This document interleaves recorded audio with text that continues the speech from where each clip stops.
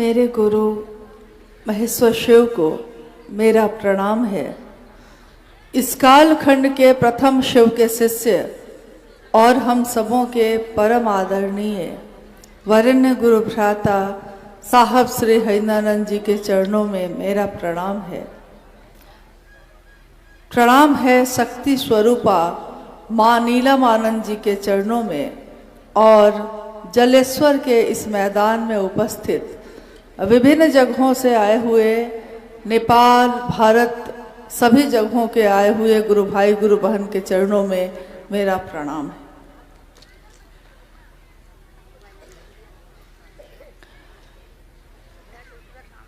अभी अभी आपने सुना कि सन 2001 में साहब और दीदी के चरण इस धरती पे पड़े और उस समय शिव गुरु की चर्चा यहाँ हुई थी। लंबा समय बीत गया, लगभग 23 वर्ष, और उसके उपरांत जलेश्वर में ये शिव गुरु महोत्सव आयोजित हुआ। इन 23 वर्षों में यहाँ के गुरु भाई गुरु बहनों ने काफी उतार चढ़ाव देखे होंगे। कितने आए, कितने गए, कितने साथ चले, कितने छूटे, लेकिन महादेव की शिष्यता जो यहाँ आ गई वो लगातार चलती रही, चाहे जिसके द्वारा चले, चाहे जैसे चले। और आज हम सबका सौभाग्य है कि जिस धरती पर आकर साहब दीदी ने स्वयं शिव की बात की, उस धरती को नमन करते हुए हम सब भी अपने गुरु की बात के लिए यहाँ इकट्ठे हुए हैं। नेपाल राष्ट्र का ये पूरा क्षेत्र शिव गुरु कार्य से ओतप्रोत है और बहुत सारे लोगों से हमेशा मुलाकात भेंट होती रही है। आइए हम लोग इस विषय पे बात करें जिसके लिए विषय अभी आपने सुना। भगवान शिव की शिष्यता विश्व मानव के लिए सबसे सुंदर उपहार है। भगवान शिव की शिष्यता, तो पहले हम लोग इस पे थोड़ा विचार करते हैं। भगवान यानी शिव का वो स्वरूप जिसमें उनके अलग अलग सारे स्वरूप एक साथ है, समग्र स्वरूप, सारे रूप जिसमें विद्यमान है। वो कौन सा रूप है? उनको हम कहते हैं भगवान, परम ईश्वर, महादेव, महेश्वर। धरती के लोगों ने महादेव को अलग अलग रूपों से पुकारा है। किसी ने महाकाल के रूप में उनका दर्शन किया तो उसने महाकाल की तस्वीर बना दी। जो उसके मन ने देखा महादेव के जिस रूप को, उसने वैसी तस्वीर बना दी। किसी ने वैद्यराज के रूप में देखा तो उसने वैसी तस्वीर बना दी।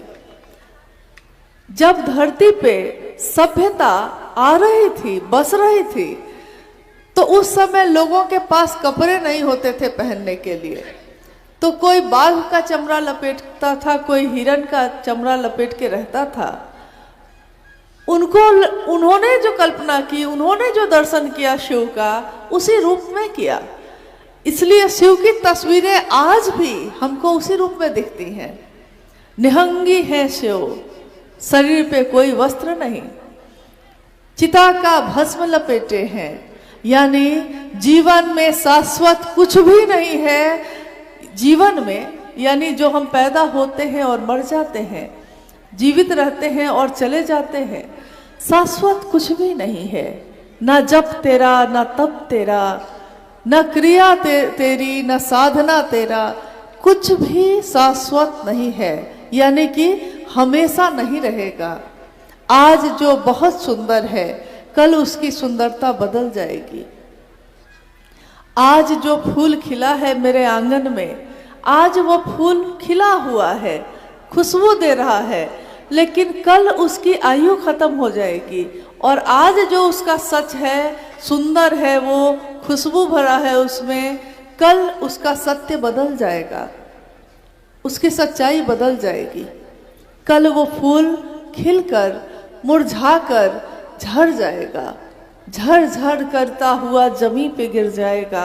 उसकी सत्यता जो कल दूसरी थी, आज दूसरी हो जाएगी। हमारा भी जीवन है, हम पैदा होते हैं और निर्दोष निष्कलंक पैदा होते हैं। हमारा जीवन भी आगे बढ़ता है। धीरे धीरे जीवन में बहुत सारी चीजें आती हैं। हर दिन हर पल हमारा जो सत्य आज है, कल बदल जाता है। हमारा मन आज जिसको प्रेम करता है, कल उससे घृणा करता है। आज जिससे घृणा करता है, कल उससे प्रेम करता है। यानी हमारा सत्य भी बदलता है। रोज पल प्रति पल हमारी सच्चाई बदल जाती है, हमारी सुंदरता बदल जाती है। सुंदरता, आज युवा हैं आप, बहुत खूबसूरत, लेकिन कल वृद्ध होंगे और ये सुंदरता जो चेहरे की आज दिख रही है, कल धीरे धीरे ढल जाती है। आज जो केस काले और लहरा रहे हैं, एक दिन धूप में चलते चलते सफेद हो जाते हैं। तभी हम कहते हैं कि ये बाल मैंने धूप में सफेद नहीं किए हैं, अनुभव और उम्र से आए हैं, लोग कहते हैं। यानी हमारी सुंदरता भी बदलती है, क्षय होता है। दुनिया की हर रचना, हर चीज का सत्य बदलता है, हर चीज की सुंदरता बदलती है, लेकिन शिव की सुंदरता कभी नहीं बदलती। जो शिव सत्य है, सनातन है, शाश्वत है, उसका क्षय, उसमें कमी, उसमें गिरावट कभी नहीं होती, कभी नहीं हुई। मात्र शिव के लिए धरती के लोगों ने कहा है कि वो स्वयं भू हैं। उसी को हम लोग थोड़ा आसान शब्दों में शंभु कहते हैं। शंभु मतलब कि जो स्वयं से पैदा हुआ हो, उनके माता पिता का भी कोई पता नहीं, अजन्मा है, नित्य है, नवीन है, निहंगी है, शमशानी है, उमा का पति है, गृहस्थ जीवन के लोगों का साकार आदर्श है, और एक तरफ अघोर है, महाकाल है, महाकपालेश्वर है, एक तरफ उमा के पति के रूप में प्रेम की पराकाष्ठा है, और एक तरफ निशंगी है, काल को नियंत्रित करने वाला। यानी कोई उसका अपना नहीं, कोई पराया नहीं, अघोर है, निसंगी है, जिसपे कोई प्रभाव नहीं पड़ता आपके सुख का, आपके दुख का। और दूसरी तरफ वही शिव, उसी शिव की चेतना, उसी शिव की ऊर्जा इतनी सूक्ष्माति सूक्ष्म है, इतनी सूक्ष्माति सूक्ष्म है कि हम पुकारते हैं और वह सुनता है। मनसा क्या है हमारी, यही वहां पे स्वीकार होती है। मुझ में तो ऐसी कोई बात नहीं, आप में भी कोई ऐसी बात नहीं, लेकिन शिव से पुकारा है दिल ने, दिल से पुकार बैठा है एक शिष्य कि गर्मी हो जाती, धूप हो जाती। देखिए वो मालिक, वो शिव कितने करीब से सुनता है, कितनी जल्दी सुन लेता है, कितने करीब से। मालिक बड़े करीब से सुनता गरीब की, तज लाज अपनी, लाज रखता उसकी। जो शिव अपने लाज को छोड़कर अपने शरण में आए हुए लोगों की लाज रखते हैं, उनकी इज्जत रखते हैं, वो शिव अनेक रूप हैं जिसके। साहब ने कहा कि आपके जो गुरु हैं, आप जो सोचते हैं कि अरे ये तो शिव ही तो है, यही शिव ना जिसकी पूजा होती है, यही शिव ना जिसके लिए व्रत रखते हैं, जिसको जल चढ़ाते हैं। हमारा मन उस शिव को बस इतना ही समझता है। साहब ने कहा जिसके गुण शेष नहीं होते, गुणहीन है वो, जिसमें कोई गुण नहीं, और गुणहीन मतलब गुण शेष ही नहीं होते, खत्म ही नहीं होते, इतने गुण हैं, इतने गुण हैं। विश्व तो मुख है वो, विश्व के जितने भी मुख हैं, मुंह जो बोलता है शिव ही बोलता है उसमें। विश्व में जितनी आंखें हैं, चक्षु हैं, उसमें शिव ही देखता है। विश्व में जितने पांव हैं जो चलते हैं इस धरती पे, जिसकी ऊर्जा से चलते हैं, वो शिव स्वयं चलता है। सोचिए, एक तरफ तो शिव की ऊर्जा का आर पार नहीं है, तो हमारे आपके जैसा गरीब और असहाय आदमी तो उस शिव को दूर से ही प्रणाम करता था आज तक, और कहता था महादेव हैं आप, महाकाल हैं आप। लेकिन हमारे जैसे लोग आपके नजदीक कैसे होंगे? दुनिया के लोग दूर से ही महादेव को प्रणाम करके कप कपाते हाथों से, आंसू भरे आंखों से देखते रहे हैं आज तक। हजारों वर्षों का इतिहास यही है। लेकिन इसी कलयुग में, जिसके लिए अभी अभी थोड़ी देर पहले आपने एक शब्द सुना कि घोर कलयुग है, सही है। जब भी हम कुछ खराब होते देखते हैं तो हमको लगता है अरे कलयुग है भाई, ऐसा कलयुग में होगा, कोई आश्चर्य की बात नहीं है। दोस्त दोस्त का दुश्मन होगा, भाई भाई का गला काटेगा। लोग कहते हैं घोर कलयुग है, इस कलयुग में तो ऐसा ही होगा।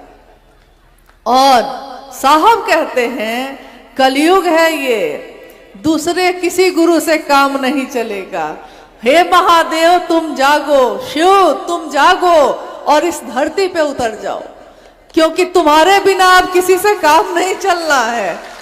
तो अब सोचिए कि इसमें जन्म लेना हमारा सौभाग्य है कि दुर्भाग्य है? सौभाग्य है, परम सौभाग्य है। अगर दुख पाकर वो शिव मिलते हैं, अगर कष्ट पाकर उस महादेव से मिलना हो जाता है, तो उस दुख और उस कष्ट को भी हम प्रणाम करते हैं। महाभारत में एक कथा आई है कि जब कौरव और पांडव का युद्ध हुआ और सारे कौरव मारे गए, पांडवों की मां थी कुंती।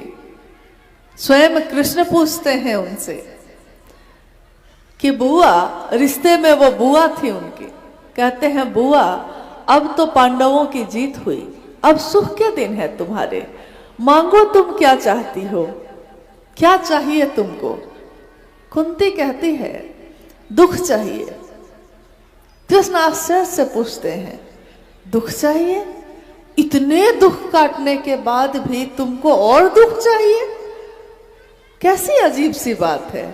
कुंती कहती है कि जिस दुख में तुमसे मिलना हो जाता है केशव, वही दुख मेरे लिए अच्छा है।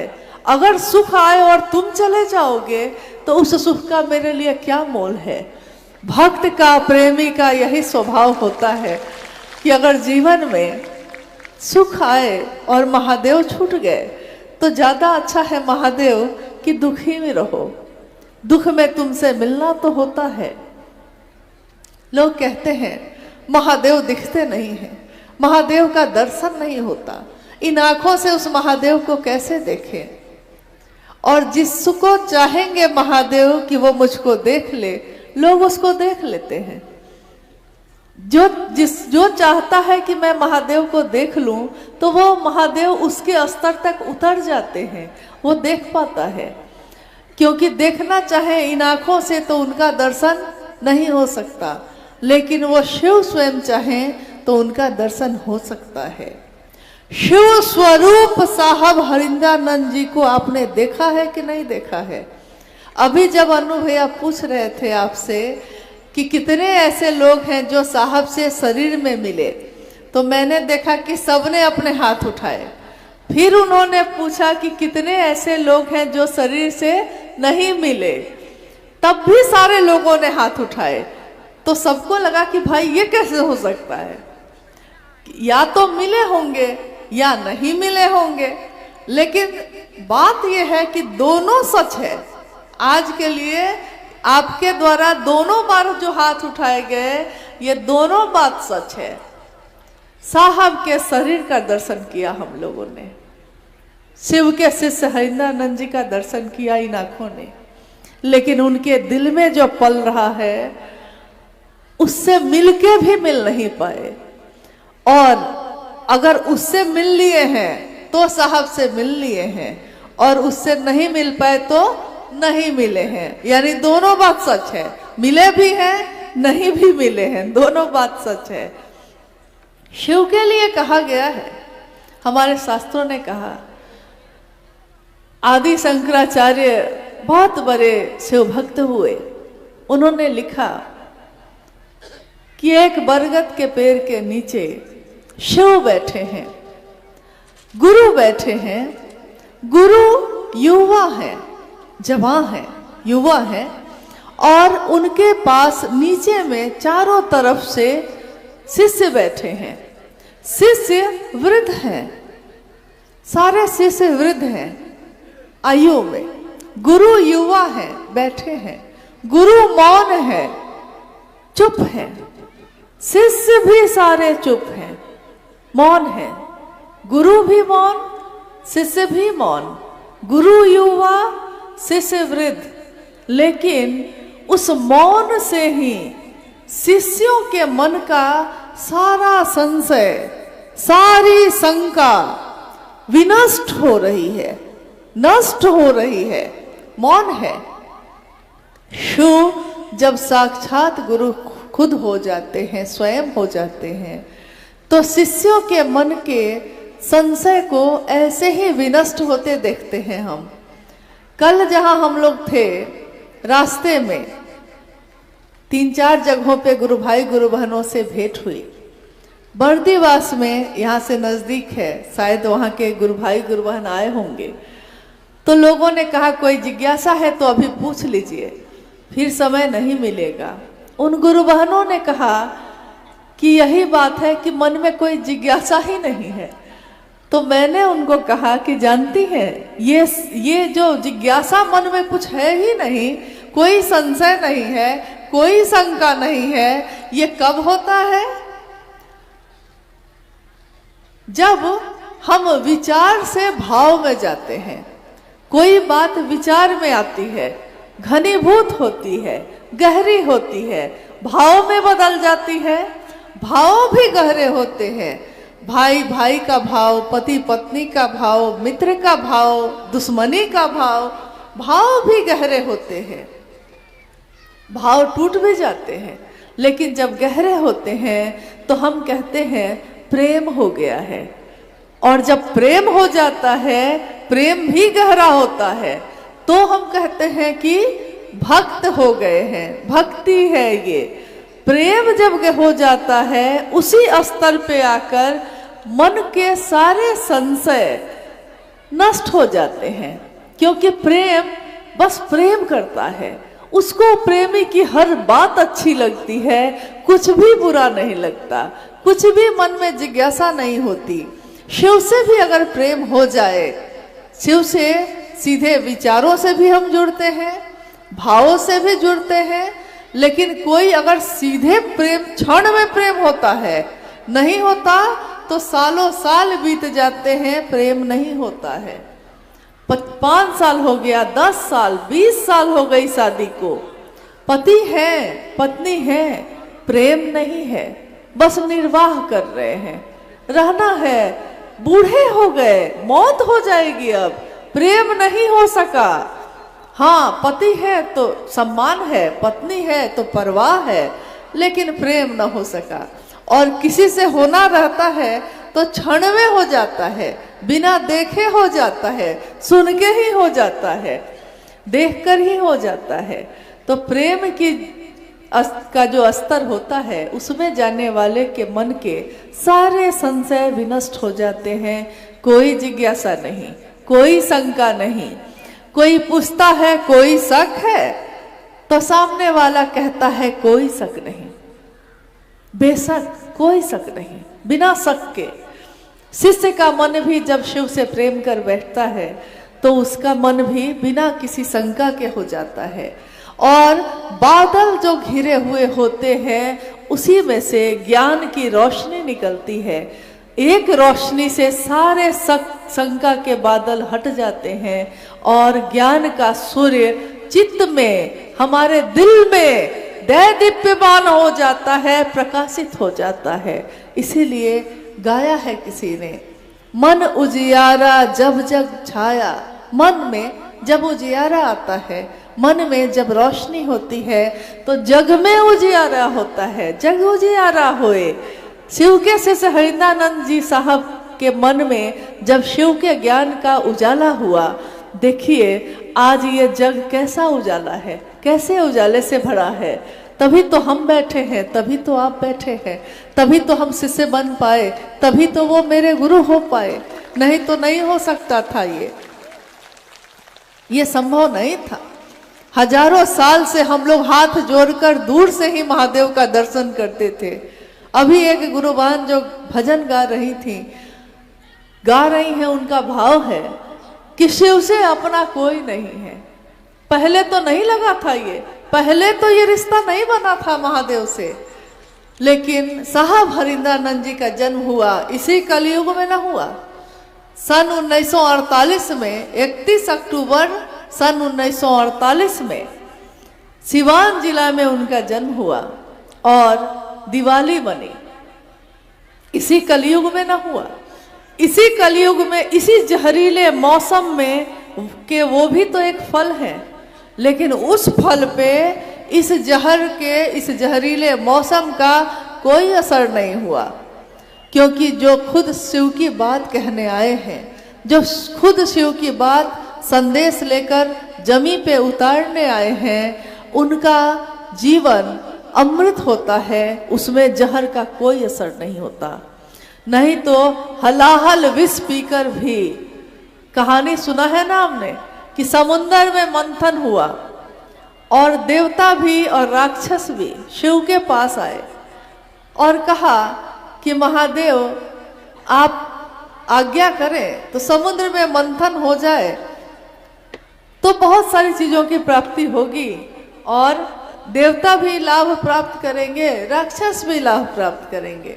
महादेव के लिए तो देवता भी बराबर है, महादेव के लिए तो राक्षस भी बराबर है। मंथन हुआ, कितने रत्न निकले, पारिजात वृक्ष निकला, लक्ष्मी माँ निकली, बहुत सारे रत्न निकले, हाथी ऐरावत निकला, सभी देवी देवताओं में बांट लिए गए और सब ने अपने अपने अनुसार बांट लिया। लेकिन उसी बीच में हलाहल निकला, कालकूट विष निकला। हलाहल यानी जिसके निकलते ही हवाओं में जहर फैलने लगा। लेकिन देवी और देवताओं ने, राक्षसों ने दौड़ कर आकर शिव से प्रार्थना की तो क्या हुआ? महादेव ने कहा कि अरे कौन बड़ी बात है, अगर सबका भला इससे होता है, सबका जीवन इससे बचता है, तो उन्होंने अपने हाथों की अंजुरी से ही उस विष को पी लिया और विष को पीकर मान सहित विष पी के शंभु भय जगदीश, मान सहित विष भी पी लिया। मान के साथ, शिव की गरिमा है, शिव का मान है, उस मान के साथ किसी ने जहर भी दिया तो पी लिया है। लेकिन बदले में उन्होंने जहर नहीं दिया, बदले में उन्होंने सबको अमृत ही दिया है। महादेव का चेला बदले में दूसरे को क्या देगा? कोई आपके साथ खराब व्यवहार कर सकता है, लेकिन आप नहीं कर सकते। क्यों? क्योंकि आपके पीछे शिव हैं। आपके मुंह से बोलने पे शिव की याद आती है। आप शिव की बात करने वाले लोग, हम सब शिव का काम करने वाले लोग जो शिव की बात करते हैं, वो दूसरे को दर्द नहीं दे सकते। दूसरा भले उनको दर्द दे, दूसरा भले उनको कष्ट दे, वो ऐसा नहीं कर सकते, उनको ये अधिकार नहीं है। और रही बात जीवन में दुख और सुख की, तो दुख और सुख दोनों तो सिक्के के दो पहलू हैं। जीवन में जो भी आया है, यहाँ तक कि किसी देवता का अवतार भी हुआ है, जीवन में आया है, जगत में आया है, शरीर में आया है, तो उसके ऊपर सुख और दुख दोनों लागू हुए हैं। एक बार एक गुरुजी के पास कुछ शिष्य बैठे थे, उन शिष्यों ने गुरुजी से कहा कि गुरुजी आप तो साक्षात भगवान हैं हम लोगों के लिए, आप ईश्वर का रास्ता दिखा रहे हैं, तो हमारे जीवन में दुख क्यों होता है, केवल सुख होना चाहिए। गुरु ने बार बार समझाया, लेकिन वो समझने को तैयार नहीं थे। उनका कहना था कि इस गांव में जो सबसे अमीर आदमी है, देखिए तो वो कितना सुखी है। इस गांव का जो सबसे बड़ा किसान है, उसके खेतों में कितनी फसल लगी है, देखिए वो कितना सुखी है। तो हम आपके शिष्य होकर हम क्यों नहीं सिर्फ सुखी होते हैं, हमको दुख क्यों मिले। तो उस गुरु ने अपने शिष्यों से कहा कि ऐसा करो, आज जाओ गांव में, हर घर जाकर घूम लेना, और जो सबसे सुखी आदमी तुमको मिले उसके पाँव का जूता लेते आना, ताकि मैं भी उसके पाँव के जूते का दर्शन कर लूं, जो संसार में सबसे बड़ा सुख प्राप्त किए हुए है, जो सबसे बड़ा सुखी है। गुरु के शिष्य चारों तरफ चले गए। सामने जो सबसे अमीर था, बहुत बड़ा घर था उसका, गाड़ियां लगी थी, बहुत अमीर था, तो शिष्य को लगा ये सबसे ज्यादा सुखी होगा। वो उसके पास पहुंच गया और उसने कहा कि आपके पाँव के जूते चाहिए मुझको। उस व्यक्ति ने पूछा कि मेरे पाँव के जूते आपको क्यों चाहिए। तो उसने कहा क्योंकि आप संसार के सबसे सुखी आदमी हैं। उस व्यक्ति ने जवाब दिया, किसने कहा आपसे कि मैं सबसे सुखी हूँ, मेरे पास पैसा बहुत है, लेकिन मेरी पत्नी एक बीमारी से ग्रसित है और काफी समय से वो बीमार है, किसी दिन मेरे जीवन में सुख नहीं है, पैसा बहुत है, सुख नहीं है। लौट कर वो आ गया, दूसरे के घर गया, देखा कि सबसे बड़ा किसान है, खेत ही खेत है इसके पास। तो उसने कहा कि भाई आपके पास तो बहुत खेत है, इतने अनाज है आपके पास, आप सबसे सुखी होंगे, आप अपने पाँव का जूता दे दीजिए। उस किसान ने कहा, किसने कहा कि मैं सबसे ज्यादा सुखी हूँ, क्योंकि मेरे फसल लगाने पे बार बार फसल खराब हो जा रही है, हमेशा परेशान और दुखी हूँ, कब फसल अच्छी होगी। इसी तरह उसने बारी बारी से सबसे पूछ लिया, कोई भाई से दुखी है, कोई दोस्त से दुखी है, कोई पत्नी से, कोई अपने बच्चों से। आज मैं आपसे ही पूछती हूँ, क्या आपको अपने जीवन में कभी ऐसा आदमी मिला है जिसने कहा हो कि मैं खुद से दुखी हूँ, कि मैं इतना खराब क्यों हूँ, कि मैं इतना दुष्ट क्यों हूँ, कि मैं इतना खराब क्यों बोलता हूँ। आज तक कोई एक व्यक्ति ऐसा नहीं मिला जो खुद से दुखी हो। सारे लोग दूसरे से दुखी हैं, और दुनिया जिसके बारे में सोचती है कि वो सबसे सुखी है, वो सबसे दुखी निकलता है। यानी कि सुख और दुख का इन आंखों से पता नहीं लगाया जा सकता। लेकिन आप ही बताइए, जब से शिव मेरे गुरु हुए हैं, जब से शिव आपके गुरु हुए हैं, आपके जीवन में पहले भी दुख थे, आज भी है दुख, लेकिन क्या आपका मन उस दुख का एहसास करता है? क्या आपके मन को वो दुख दुखी करता है? क्योंकि अगर ये दुख देने लगेगा तो आप कहिएगा कि महादेव को छोड़ देते हैं। महादेव अपने शिष्यों के मन से सुख और दुख दोनों का एहसास ही मिटा देते हैं। दुख है तब भी महादेव महादेव करते हैं, सुख है तब भी महादेव महादेव करते हैं। इस शिव गुरु महोत्सव का आयोजन जो यहाँ हुआ है, उसके पीछे भी मनसा बस इतनी ही है कि जिस शिव को हमने जगत गुरु शिव को अपना गुरु बनाया है, हम में कोई योग्यता नहीं है, हम में कोई पात्रता नहीं है, लेकिन बस हमने इतना ही सुना साहब से कि शिव को अपना गुरु बनाओ और दूसरों को प्रेरित करो गुरु बनाने के लिए। 3 सूत्र करने से ये सारे रास्ते आसान हो जाते हैं, सारे रास्ते सरल और सहज हो जाते हैं। तो हमने शिव को गुरु बनाया और दूसरों सभी महादेव महादेव कहने लगे। कभी कभी ऐसे लोग मिलते हैं जो हंसी उड़ाने के लिए कह देते हैं, और कहिए महादेव का क्या हाल है। एक बार साहब के साथ भी ऐसा हुआ था, एकदम शुरू के समय में।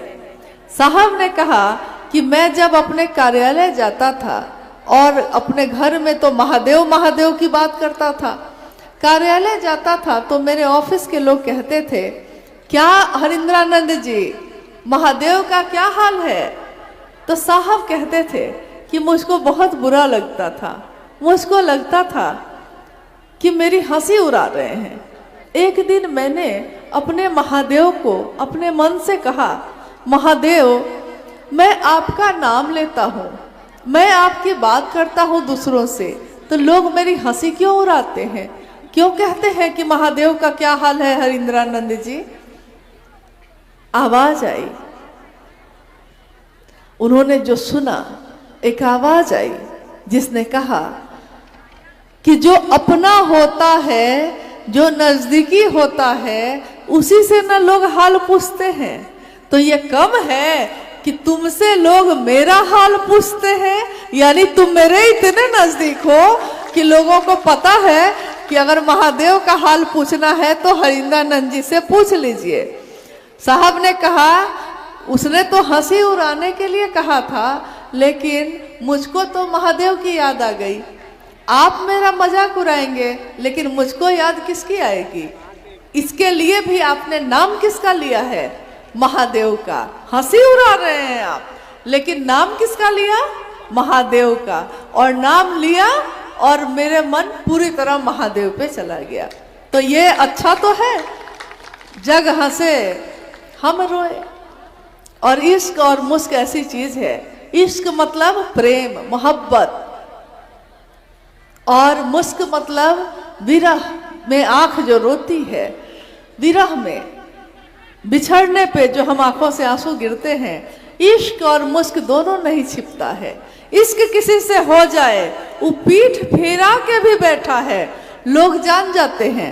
आप जान जाते हैं कि नहीं कि इसको इससे इश्क हो गया है, इसको इससे प्रेम हो गया है, जबकि सामने आने पे दोनों अपना मुंह छिपा लेता है, दोनों अपना मुंह दो तरफ कर लेता है, लेकिन उसके व्यवहार से, उसके चेहरे की लज्जा से, उसकी आंखों के देख के मुस्कुराने से आप समझ जाते हैं इसको प्रेम का रोग लग गया है। महादेव की बात करने वाले का भी आचरण देखकर लोग समझ जाते हैं कि इसको महादेव का रोग लग गया है। आइए हम लोग कुछ जिज्ञासाओं पे भाई सोमेंद्र जी के पास आई हुई है, उस पे कुछ विचार, जो ही मेरा ज्ञान है, जो ही मेरी समझ है, क्योंकि ये तो गुरु का मंच है। गुरु का मंच यानी शिव का मंच। हमारा सौभाग्य है कि किसी योग्य हम लोग नहीं है, न इस सम्मान के जो अभी थोड़ी देर पहले दिया गया। अरे सम्मान तो मेरे गुरु का है ना, सम्मान तो साहब दीदी का है, जिसके कारण आज शिव की शिष्यता हम सबों के दिल में पल रही है। तो सम्मान भी उनका, सब कुछ उनका। तेरा तुझको सौंप के क्या लागे मेरा, हमारा क्या सम्मान, हमारा क्या अपमान, हम कहाँ किस योग्य हैं। ये मंच गुरु का है, जो समझ में एक शिष्य के मन में आता है वो बोलता है। कोई विद्वान यहाँ नहीं बैठा, कोई बहुत बड़ा शास्त्र ज्ञाता नहीं बैठा। शिव ज्ञान देते हैं तो शास्त्र लिखे जाते हैं। शिव ने ऐसे ऐसे लोगों को ज्ञान दिया जिनको लिखने नहीं आता था, पढ़ने नहीं आता था। ऐसे कितने संत आए, कितने लोग आए, धरती पे ईश्वर का ज्ञान बिखेर कर चले गए। संत कबीर आए, संत रैदास आए, कितने लोग आए, उनको पढ़ने लिखने तो कुछ नहीं आता था, लेकिन भक्त हो गया था वो। तो हमने इतना ही जाना है कि कोई अगर बहुत शास्त्र पढ़ ले तो वो अच्छा भी हो सकता है, बुरा भी हो सकता है, दुष्ट भी हो सकता है। लेकिन कोई अगर भक्त हो, कोई अगर प्रेम करता हो, कोई अगर शिष्य भाव में हो, तो वो मूर्ख हो सकता है, शास्त्र नहीं पढ़ा हो सकता है, लेकिन दुष्ट कभी नहीं हो सकता है। हमेशा वो प्रेमी होगा, हमेशा वो झुकेगा, हमेशा वो प्रेम करेगा और प्रेम बांटेगा। आइए कोई जिज्ञासा है?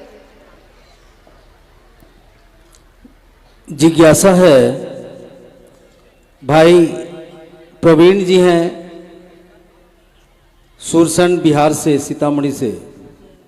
साहब और शिव में क्या अंतर है? मुझको तो कोई अंतर नहीं लगता। यदि कोई अंतर है तो समझाया जाए। साहब और शिव में क्या अंतर है? अभी कुछ दिनों पूर्व एक और कार्यक्रम में ये जिज्ञासा आई थी, आज दूसरी जगह आई। साहब मेरा एक है। साहब मतलब साहब ने अपने शरीर की अंतिम संगोष्ठी में यह कहा। मैंने ही ये जिज्ञासा पढ़ी थी और साहब ने कहा क्या है, तो जिज्ञासा नहीं आई थी। मेरे मन में जो उठा था मैंने वही लिख कर रख लिया था। साहब ने पूछा कि और कोई जिज्ञासा है, तो मैंने उनसे ये जिज्ञासा पढ़ के पूछा था कि साहब किसको कहते हैं? साहब मेरा एक है और न दूजो कोई, जो दूजा साहब कहे वो दूजो कुल का होए। साहब ने हंसते हुए कहा कि जानते हैं साहब किसको कहते हैं? साहब परमात्मा को कहते हैं, साहब शिव को कहते हैं, साहब ईश्वर को कहते हैं। और यही अंतिम मुलाकात शरीर में रहते हुए गुरु भाई गुरु बहनों से उस संगोष्ठी में हुई उनकी। उन्होंने सारे भ्रम दूर कर दिए, सारी शंका दूर कर दी। कहा कि साहब कौन है, तो वो खुद है।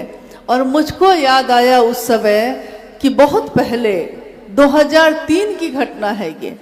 रांची में माँ नीलम आनंद जी के साथ मैं बैठी थी और माँ नीलम आनंद अपनी डायरी के पन्ने को उलट के शिव गुरु का भजन गा रही थी।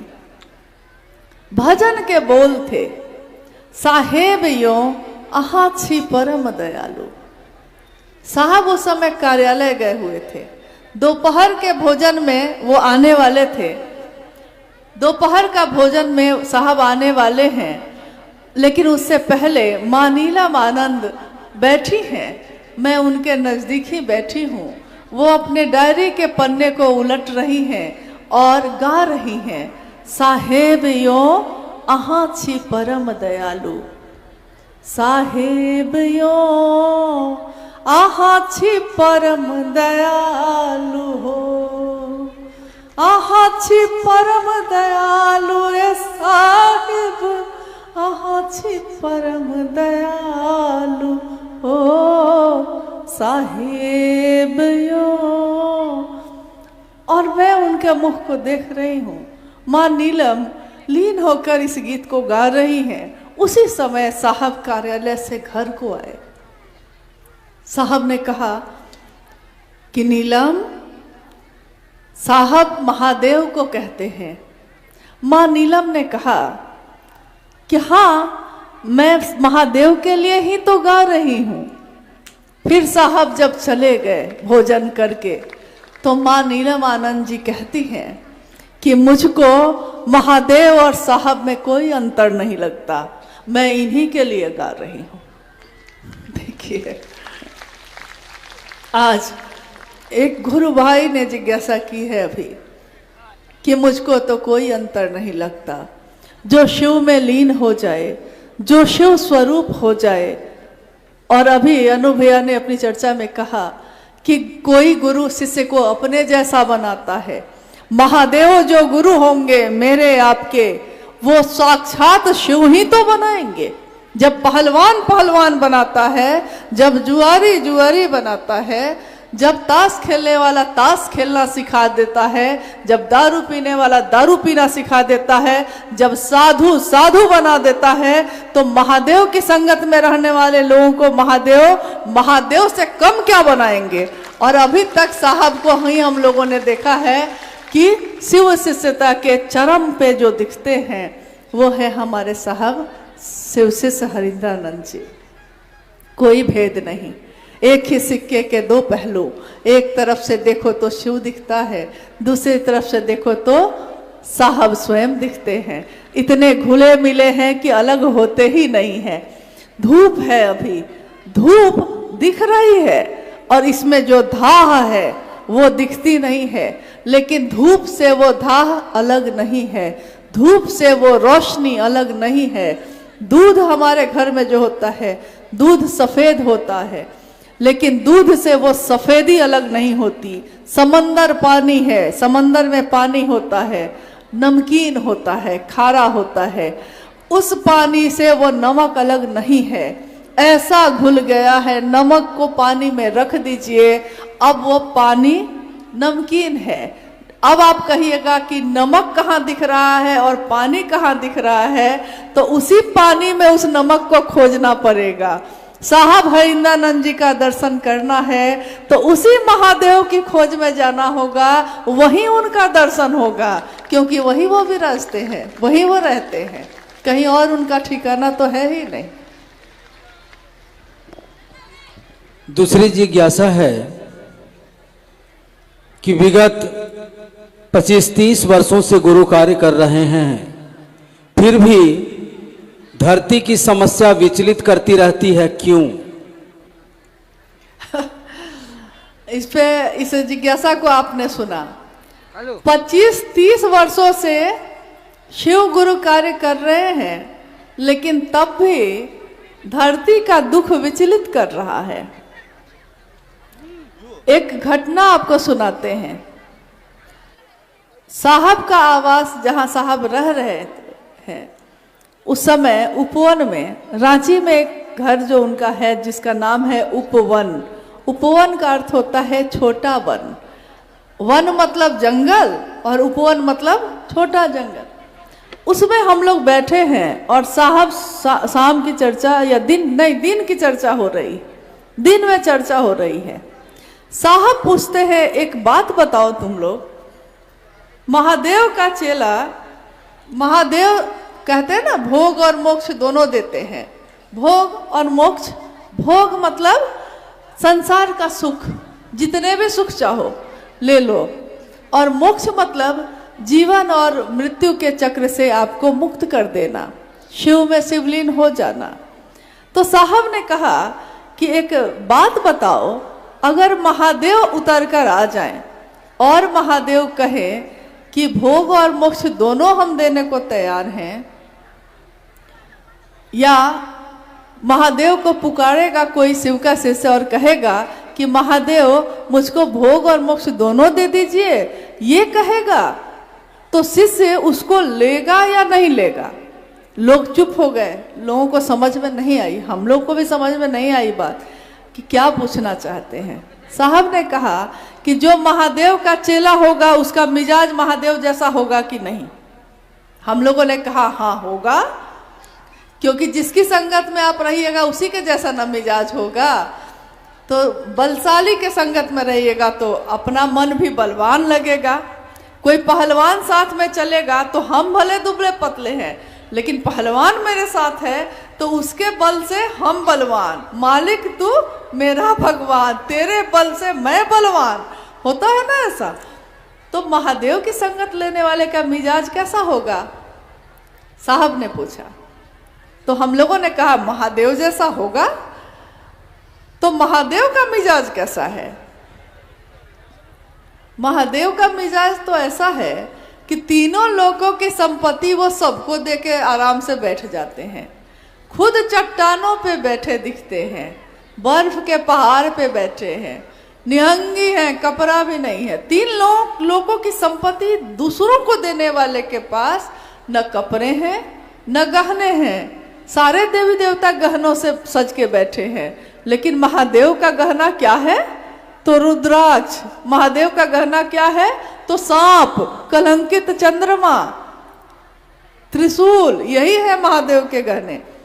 तो साहब ने कहा कि जब शिव का सानिध्य लेगा, महादेव का सानिध्य लेगा अपने मन से, उसका मिजाज ये बनेगा कि अगर दुख है जीवन में तो कर्म फल कुछ किए हैं आपने, इसलिए दुख है, आज कर्म फल कट रहे हैं, लोग कहते हैं। तो महादेव का चेला कहेगा कि अब इतना मामूली बात के लिए महादेव को कष्ट क्या दें, भोग लेंगे जो भोगना है। अगर मेरे भोग लेने से इस जन्म में कर्म फल खत्म हो जाए तो अब इतनी सी मामूली सी बात के लिए अपने महादेव को उतारें। तो महादेव का चेला कहेगा कि भोग ही लिया जाए। अब आपने 25-30 वर्षों से आप कह रहे हैं कि मैं शिव का शिष्य हूं। शिव का शिष्य, क्या आप जानते हैं कि साहब हरिंदानंद जी के जीवन में, माँ नीलमानंद जी के जीवन में कितने कष्ट आए, कितने दुख आए। अभी जब हम लोग आ रहे थे तो सामने कुछ ट्रैक्टर लगे हुए हैं, उस ट्रैक्टर पे पुआल बिछा हुआ है। तो हम लोगों ने अनुमान किया कि लगता है कुछ गुरु भाई गुरु बहन इस ट्रैक्टर पे ही बैठ के आ गए हैं, पुआल पे। ठंडा का समय हो और पुआल का बिस्तर हो, इससे ज्यादा सुख तो गद्दा पे भी नहीं मिलता है, लेकिन हम लोग को वो भी नहीं मिल पाता है। न उधर मिलता है न इधर मिलता है। तो खैर मुझको याद आया कि साहब ने कहा कि कितने ऐसे जगह पे मैं गया जब नीलम मेरे साथ बैठी थी और नीलम की सारी आंचल उसका कीचड़ से लथपथ हो गया, कीचड़ से भर गया, क्योंकि कोई रास्ता नहीं था, खेतों में पानी भरा था। और ट्रैक्टर से गांव-गांव जाकर साहब खुद, जब डिप्टी कलेक्टर थे, इतने बड़े अफसर थे, तब खुद जाकर जब महादेव की बात की थी तो इस तरह से की थी। और क्या सारे लोगों ने उनको सम्मान दिया था उस समय? सारे लोगों ने उनकी बात सुन ली थी? नहीं सुनी थी। हजारों लोग तो उनकी बात सुने ही नहीं। 9 महीने तक लगातार पटना में वो लोगों से बोलते रहे, एक भी शिव शिष्य नहीं बना। जीवन में जो आर्थिक दुख है वो था, शारीरिक और मानसिक दुख जो था, तीनों तरह के दुख एक साथ थे। लेकिन जब मन का भैरव यानी मिजाज भैरव का होता है, मन का भैरव दैविक, दैहिक, भौतिक तीनों कष्टों को, मन का भैरव का त्रिशूल जब चलता है तो इन तीनों तरह के कष्टों को एक साथ दग्ध कर देता है, एक साथ खत्म करता है।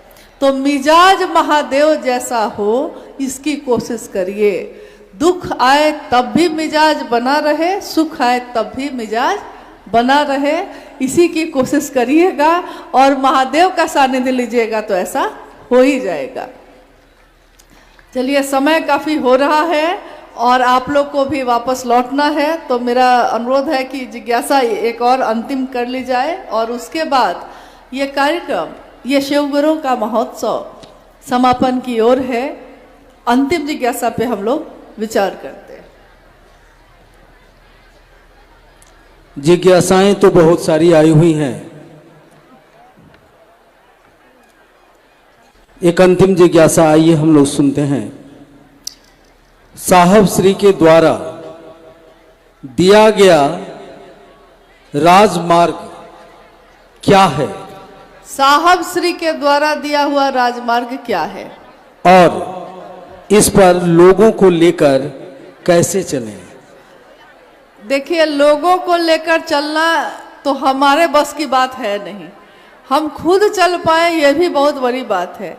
और साहब ने जो राजमार्ग बनाया है वो राजमार्ग सीधे राजा तक जाता है। राजमार्ग का अर्थ ही होता है, मामूली सड़क नहीं होती है ये, जो सीधे राजा तक जाती है, राजा के महल तक जाती है, उस रास्ते को राजमार्ग कहते हैं।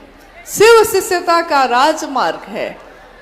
अध्यात्म की धरती पे ये मन में बनता है, मन में ही एक कल्पना होती है, मन में ही हम विचार करते हैं कि ऐसा करेंगे, ऐसा करेंगे, ऐसा करेंगे। और मन में जो बातें आज कल्पना में होती हैं, एक दिन मूर्त होता है, सचमुच में घटित होता है। शिव की शिष्यता के राजमार्ग पे हम सब चल सके, ये शिव की दया के बिना हो ही नहीं सकता। और बिना साहब श्री हरिंदानंद जी की उंगली पकड़े हम न चल सकेंगे, न हमारे पांव काम आ सकते हैं, न हमारी आंखें उसको देख सकती हैं, न हम उस पर चल सकते हैं। और इसीलिए उन्होंने कहा है, आओ चले शिव की ओर, आओ चले शिव की ओर। चलना है शिव की ओर, रास्ता है उनका शिवशिष्यता का, और चलाने वाले, लेकर जाने वाले हैं साहब श्री स्वयं। आज की इस शिव गुरु महोत्सव में आपने जो सामूहिक प्रयास किया, महादेव की असीम दया है। हम सबका जीवन शिवमय हो, सुखमय हो, अपने महादेव से, अपने साहब दीदी से मात्र इसी की याचना है। आप सभी के चरणों में प्रणाम।